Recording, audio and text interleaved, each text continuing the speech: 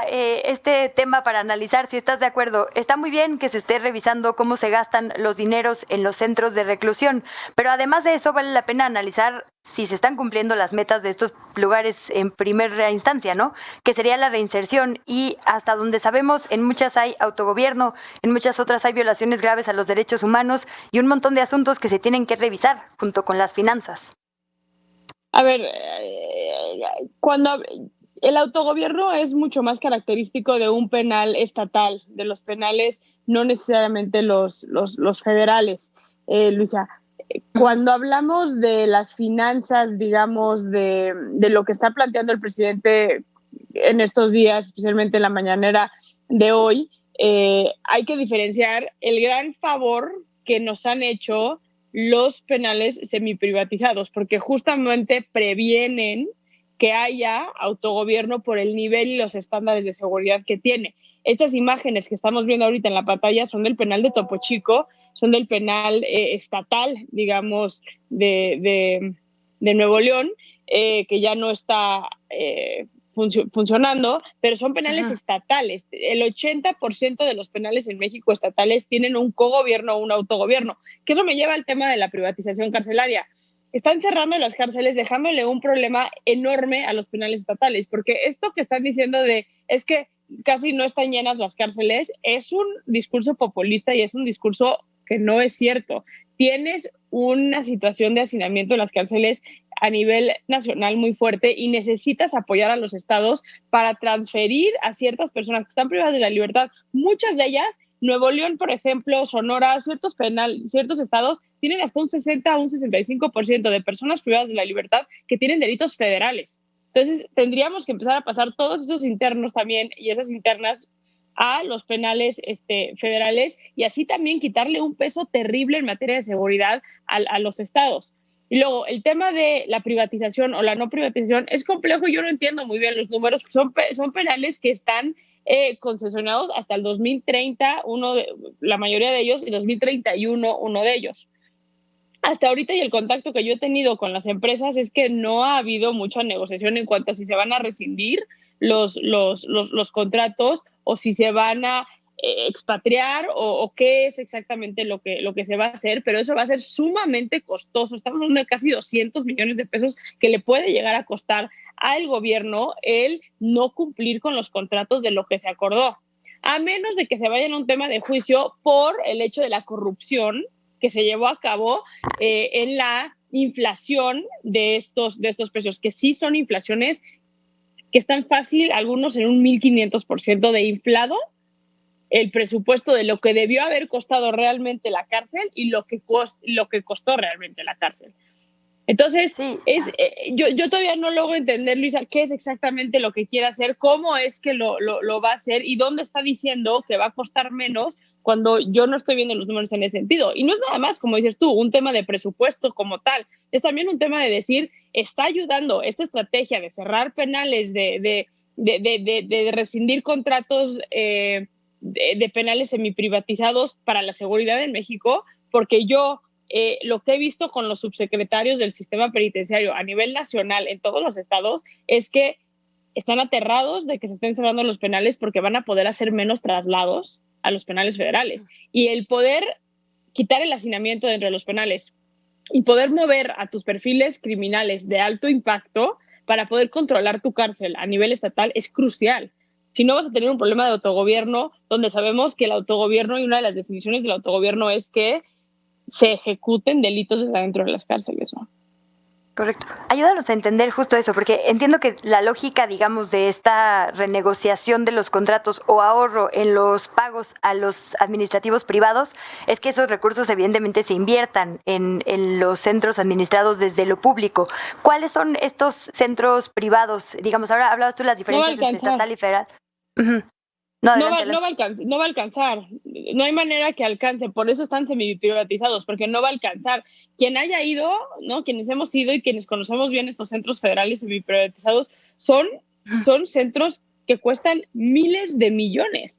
O sea, son centros sumamente caros que la operatividad del presupuesto que tiene el sistema penitenciario no lo va a lograr, a menos de que cambien la operatividad de estos penales y los hagan muchísimo más sencillos y no tan complejos. Un CPS 16, por ponerte un ejemplo, el penal federal de mujeres, es un penal que te tardas para pasar seguridad alrededor de 1 hora y media, por ejemplo, nada más en pasar seguridad para ingresar al centro. Es un penal que te tienes que mover adentro en un camión, adentro del centro, porque no tienes manera humana de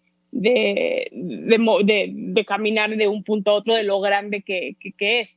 Entonces necesitas cierta infraestructura, necesitas cierta cantidad de custodios, cierta cantidad de personal administrativo, o sea, necesitas mucha gente para operar estos centros, a menos de que también reduzcas la plantilla de la gente que trabaja, y entonces lo que va a empezar a pasar es que van a empezar a haber descuidos, como lo hay en el Altiplano, como lo había en Puente Grande, que eran penales que ya estaban completamente descuidados, tanto que un Chapo Guzmán se pudo escapar de un altiplano sin que los detectores del piso lo detectaran. Porque eso es lo que está haciendo este país, y lo lleva haciendo muchos años. Está completamente olvidado el sistema penitenciario.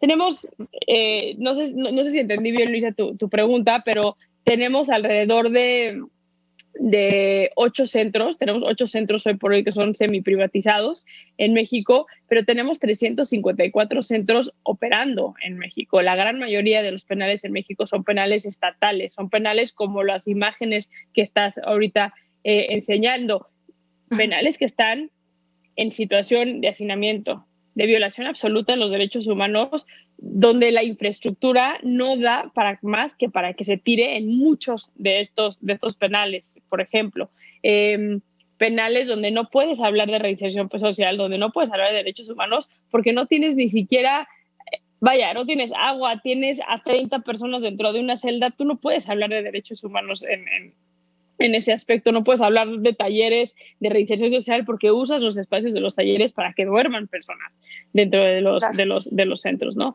Entonces, esa también es la realidad, y yo creo que el órgano desconcentrado y la federación misma debe de apoyar a los estados para que puedan empezar a controlar mejor sus centros. En su momento había una propuesta con la secretaria Rosa Isela de decir, bueno, podría ser que se le entreguen a los estados estos penales que se están cerrando, Puente Grande, quizá Guadalajara, si llegaran a cerrar el Altiplano, se le va a entregar al Estado de México. Pero ahí también tienes todo otro factor, que es los estados quieren esos penales tan grandes, no tienen el presupuesto para operar esos penales. No hay manera humana. En la Ciudad de México, el Estado de México, llegas a tener un custodio por cada 120, o hasta, hay días que se va hasta 300 personas privadas de la libertad por cada custodio. ¿Sabes qué? No se puede. Para hacer un análisis integral, justo quitemos, digamos, ya el tema de finanzas que se está revisando, como se nos informó en la mañanera, y quisiera preguntarte por el sistema de reclusión en general, como ya bien decías, ¿no? Todas las carencias que hay en los lugares estatales, en los inmuebles estatales, y particularmente hay 2 situaciones coyunturales que me parece que vale la pena integrar, digamos, al análisis.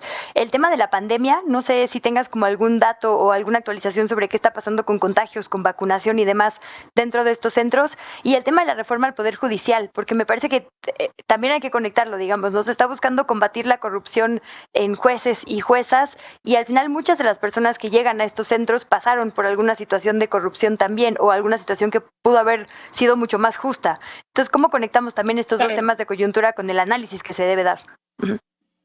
Es que yo creo que tiene que ser un tema más prioritario, ¿no? Estamos ahorita hablando de un tema de cerrar cárceles. A ver, este sexenio empezó cerrando la cárcel más bonita y que mejor funcionaba de este país, que era Islas María.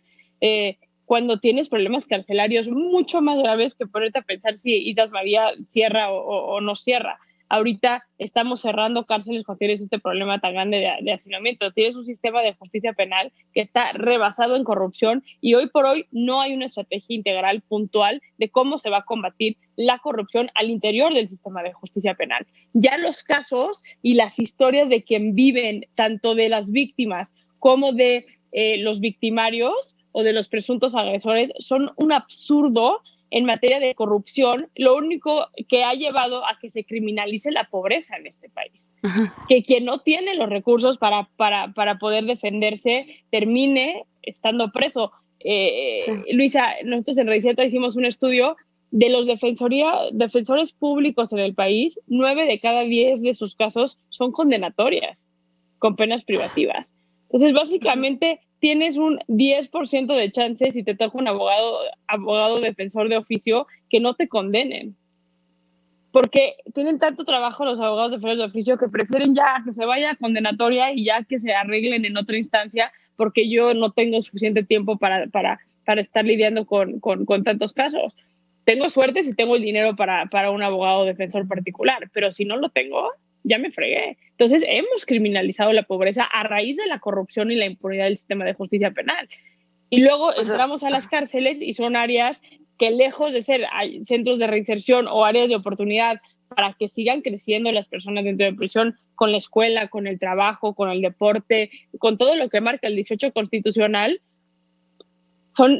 es un lugar donde el tiempo para. Saskia, pues ojalá buscas tu vida. Claro, no, que todo esto que nos compartes con toda tu experiencia en estos sitios se tome en cuenta para todas las discusiones, tanto al Poder Judicial como a los centros de reclusión.